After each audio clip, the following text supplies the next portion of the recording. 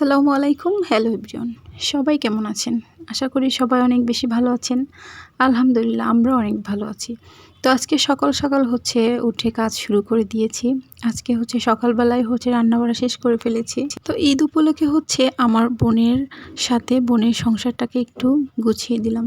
তো আমার বোন সারাদিনে একাই কাজ কিভাবে সামলায় এবং কি করে, তো আজকের ভিডিওতে এটাই থাকছে।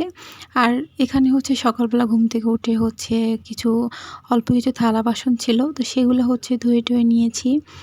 আর তারপরে শুরু হবে অনেক কাজ, রান্না থেকে শুরু করে। তো সকালবেলায় উঠে রান্না শুরু করে দিয়েছি। তো সকালবেলায় একটু লেট করে ঘুম থেকে ওঠা হয় এবং লেট করেই ঘুমানো হয়, যার জন্য একটু অনেক বেশি দেরি হয়ে যায় সকালে উঠতে। তো আজ বেশ কয়েকদিন একটু তাড়াতাড়ি ঘুম থেকে ওঠা যার কারণে একটু কাজ একটু তাড়াতাড়ি হয়ে যাচ্ছে। আর দেরি করে উঠলে হয় কি, যে কাজটা কিন্তু সময়টা চলে যায় আর কাজটা কিন্তু থেকেই যায়, এর জন্য দেরি হয়ে যায়। তো এখানে মুরগির মাংস রান্না করবে। তো আলু দিয়ে মুরগির মাংস ভালো করে এটা মুরগির মাংসটা আগে কষিয়ে নিব, তারপর আলুটা ভেজে রেখেছে, তো এই আলুটা পরে দিয়ে নিব। তো মাংসটা সবসময় প্রেসার কুকারে রান্না করা হয়, কিন্তু এইবার একটু ভিন্ন রকম রান্না করলো, যে প্রেসার কুকার ছাড়া রান্নাটা বসিয়ে দিয়েছে। তো আমার মনে হয় কি, মাংস সবসময় আমার কাছে যেটা মনে হয় আর কি, প্রেসার কুকারে রান্নাটা বেশি ভালো লাগে। তো এই আর কি মনে হয়। এখন কার কাছে কি মনে হয় এটা আমি জানি না। তারপরেও দেখবেন যে প্রেসার কুকারে রান্নাটা একটু বেশি মজা হয় এবং খেতেও একটু অন্যরকম টেস্ট লাগে। তো তারপরে দেখুন এখান থেকে ভালো করে কষিয়ে নিলাম। আর অনেক সময় দেখা যায় কি, তরকারির যে মশলাটা যদি তরকারির যে কড়াইতে লেগে যায় বা পুড়ে যায়, তখন কিন্তু আর খেতে ভালো লাগে না, আর তরকারির মানে স্বাদটাই একটু নষ্ট হয়ে যায়। তো ওখানে দেখুন মাংসটা ভালো করে কষিয়ে তারপর ঝোলে পানি দিয়ে নিয়েছি এবং আলুটা দিতে আমি ভুলে গিয়েছিলাম। তো পরে আমি আলুটা দিয়ে আরেকটু কষা কষা করে তারপর আরেকটু বেশি করে পানি দিয়ে ঢেকে দিব। তো আমরা যারা গৃহিণী আছি তারা কিন্তু এই যে এখন যে ঈদ চলে এসেছে, প্রচুর কাজ থাকে, ঘর ঝাড়া থেকে শুরু করে রান্না বাড়া, মানে সব কিছু কিন্তু দায়িত্ব ঘরের যে কাজ নিয়ে। এটা আমাদের গৃহিণীদের উপর পড়ে, মেয়েদের উপর পড়ে। তো এই দেখুন বাজার থেকে এটা কিনে নিয়ে এসেছে সুন্দর একটা রান্নাঘরটার লুকটা চেঞ্জ করার জন্য। তো এতটা বড় হয়ে গিয়েছে যে এখানে যখন দিলাম তখন দেখা যাচ্ছে যে অনেক বড় হয়ে গেছে, এজন্য ওটাকে ছোট করে নিয়েছি। আর এখানে দেখুন আমার ছোট্ট পিচ্চি আম্মুটাও কাজ করছে সবার সাথে। তো পুরনো পর্দাগুলো ধুয়ে দিবে, তো এগুলো বের করে নিয়েছে। আর এখানে টেবিলটা সুন্দর করে মুছে টুছে নিয়েছে। আর এর ফাঁকে আমার মানে ময়না পাখিটা আমার জন্য ট্যাং বানাবে, তো এজন্য ট্যাং বলতেছে খালামণি তুমি অনেক ঘেমে গেছো এবং কষ্ট হচ্ছে, এজন্য ও নিজে এসে আমাকে ট্যাং বানিয়ে দিচ্ছে। আর খুব মজা হয়েছিল। আবার দেখা যায় কি, যে সবার হাতে কিন্তু সব কিছু ভালো লাগে না। যেমন রান্নার ক্ষেত্রে যেমন সবসময় একটা কথাই শোনা যায় যে মায়ের হাতে রান্না সবচেয়ে বেশি মজা, মা খুব ভালো করে রান্না করে। তো এই দিক থেকে বলা যায়, কিন্তু ও ছোটো হলেও ওর হাতের কফিটা কিন্তু বেস্ট, সুন্দর করে কফি বানাতে পারে এবং শরবতটাও বানিয়েছিল খুব মজা করে, খুব ভালো লেগেছিল। তো অনেক ধন্যবাদ ওকে। তো ও জানি দেখবে ভিডিওটা। ও তো এখানে গলতেছে, কিন্তু সবচেয়ে হাস্যকর ও বেশিরভাগ চিনি বেশি খায়। এই ট্যাং টুং গোলায় চিনি খাওয়ার লোভে, যাতে চিনিটা বেশি খেতে পারে, এজন্য এত বকাবকি দেয়, তারপরও শোনে না। তো এই যে হয়ে গেছে, এখানে আয়ান আবার ট্যাং খাচ্ছে। এই দেখুন দুপুরে রান্না শেষ করে দিয়েছি, এখন টেবিলে সব কিছু সুন্দর করে এনে রেখে দিয়েছি। তারপরে এই চলে যাব মেইন কাজে। এখনও কাজ বাজ শুরু হয়নি, প্রচুর কাজ রয়েছে। একদম ঘর থেকে শুরু করে রান্নাঘর সব কিছু ঝাড়া মোছা গোছানো সব কিছু আজকেই করে নেব। তো এই যে আয়ান ওর পাপার সাথে নামাজ পড়তে যাচ্ছে শুক্রবার, তো এটাও দেখে নিলাম। আর দেখুন রুমের কি অবস্থা, কি পরিমাণ সব কিছু এলোমেলো হয়ে আছে। তো এগুলো এখন মুছে টুছে তারপরে ঠিকঠাক করে নিব। তো আমি জাস্ট কিছুই করিনি, আমি বসে বসে ভিডিও করতেছিলাম আর মাদের সাথে একটু সাহায্য করেছি। আর যা করেছে সব আপাই করেছে। আর ড্রেসিং টেবিলটা আমি একটু মুছে টুছে দিয়েছিলাম। তো এখানে প্রচুর পরিমাণে গ্যাদারিং হয়ে গিয়েছে, এর জন্য এখানে একটু আমি ভালো করে মুছে তারপর এটা গুছিয়ে নিচ্ছি। আর এখানে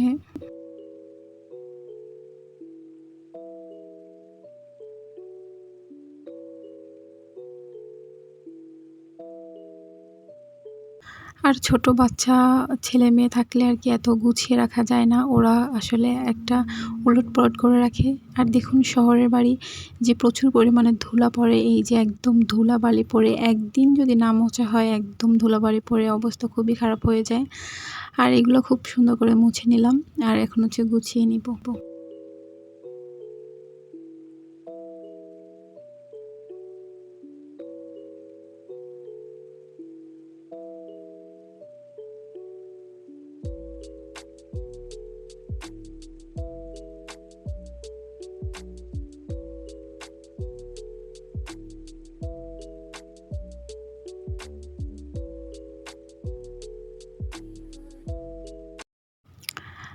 আর এটা হচ্ছে কিউট একটা ওষুধের একটা বক্স। তো এখানে সব ধরনের মেডিসিন রাখা হয়। তো এটাও খুব ভালো লেগেছে। তো এটাও সুন্দর করে এখানে ওষুধ যার যারটা মানে গোছানো আছে। এটাই ভালো, অনেক সময় ওষুধ কোথায় কি রাখে আর কি পাওয়া যায় না। তো এটা গুছিয়ে নিলাম আর এখন এখানে সুন্দর করে সবকিছু গুছিয়ে নেব। আর এখানে কিছুই ফেলানোর নেই। আর এই ছোট বেতের যে ঝুড়িটা, এখানে হচ্ছে সেফটি পিন বা ছোটোখাটো যে জিনিসপত্র, তারপরে মাস্কের যে প্যাকেটগুলো, তো এখানে এগুলো রেখে দেব। যার মানে যখন লাগে আর কি তখন পাওয়া যায়, এজন্য হাতের কাছে এটা ছোট ঝুড়িতে রেখে দিয়েছে। তো এটাও রেখে দিলাম। আর এখানে হচ্ছে দেখুন চুড়িগুলো বের করতে যে সব চুড়িগুলো পড়ে গিয়েছে। ছোট বাচ্চাদের ২ বোনের চুড়ি রেখেছে। তো এগুলো আবার সুন্দর করে গুছিয়ে একটু মুছে-টুছে রেখে দিলাম। মানে বালু পড়েছে খুব। অতটা ব্যবহার করা হয় না চুড়ি, তারপরও ছোট হয়ে গিয়েছে। তো আমি মুছে-টুছে রেখে দিলাম। আর এবার হচ্ছে বিছনা-টিছনা ঝাড়া-টাড়া শেষ। এখন হচ্ছে বিছনা চাদরটা বিছিয়ে নিব সুন্দর করে।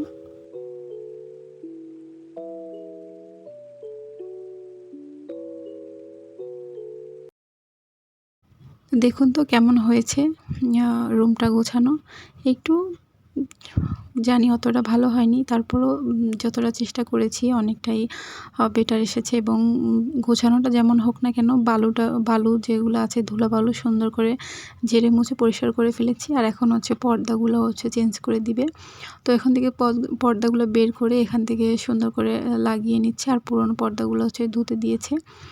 আর এই যে আমার বোন হচ্ছে সুন্দর করে পর্দাগুলো লাগিয়ে এখন সুন্দর করে দিয়ে নিচ্ছে।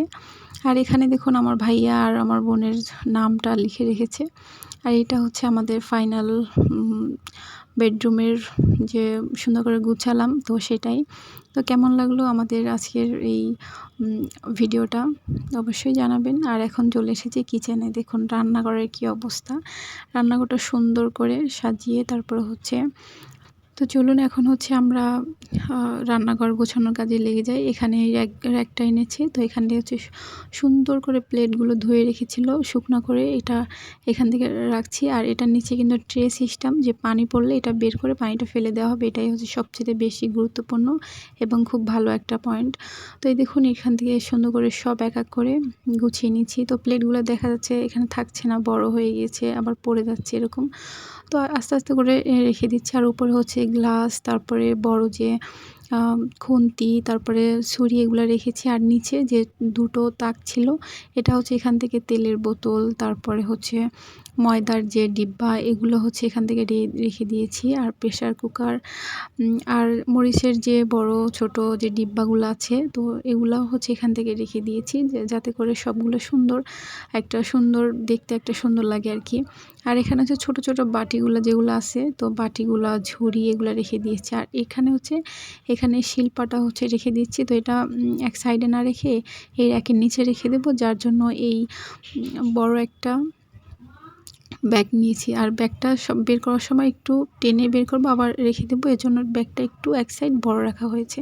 আর পাশে হচ্ছে রেখে দিয়েছি। আর এটা হচ্ছে এখন চুলার দেখুন কি অবস্থা। রান্না বাড়া শেষ করে প্রতিদিন এই চুলা কিন্তু এভাবে ধুয়ে নিতে হয়। এখানে ভীম জালির সাথে লাগিয়ে তারপর ভালো করে ঘষে ঘষে ধুয়ে ফেলছি। আর এইগুলা কিন্তু ভীম দিয়ে ডলা দিলে সুন্দর করে তেল চিটচিটে ভাবগুলো উঠে যায়। আর এগুলো হচ্ছে ডাল রান্না করার সময় যে ডালগুলো পড়ে পড়ে শুকিয়ে এরকম ময়লা হয়ে যায়, তো সেগুলো সুন্দর করে পরিষ্কার করে নিচ্ছি।